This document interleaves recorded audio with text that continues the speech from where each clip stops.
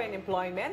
At ngayon makakasama natin sa linya ng telepono si Attorney Russell Haliorina, ang Assistant Regional Director ng DOLE NCR. Sir, magandang umaga po. Magandang umaga po, ma'am, at magandang umaga po sa inyong mga taga-subaybay. Opo, sir, napanood po natin ang kwento ni Elicar kanina. Ano po kaya ang pwedeng maitulong ng DOLE sa kanya dahil itong batang ito talagang pursigido na magkaroon ng hanap buhay para sa pangarap sa kanyang pamilya? Opo, ma'am, nakita ko nga po, at initially ang problema ay yung kakulangan niya nga ng educational attainment.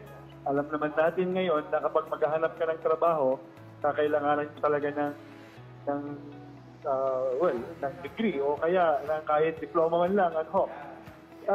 Ang ginawa ko po dyan, kasi noong ibilog po niyo sa amin ang problema ni Elicar, agad ko po siyang pina-profile sa aming EPWW, yung Employment Promotion and Workers Welfare Division.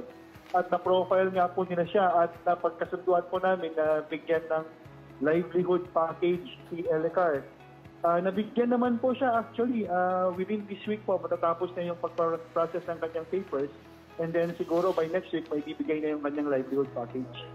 Bali, hindi man po permanente sa tingin ng iba na yung the concept na permanent yung trabaho na yon, at least mabibigyan siya ng kabuhayan at ng opportunity para may taguyod yung kanyang pamilya. Dahil po sa tulong na ibinigay niyo, sir, maraming salamat po. Okay. Wala pong anuman, sana marami pang kagaya ni Elicar ang magtataguyod ng kanilang mga pamilya na hindi sumusuko at yung nagsusumikap talaga. Yan. Maraming salamat po, sir, sa isang mabilis na pag-aksyon at pagtugon.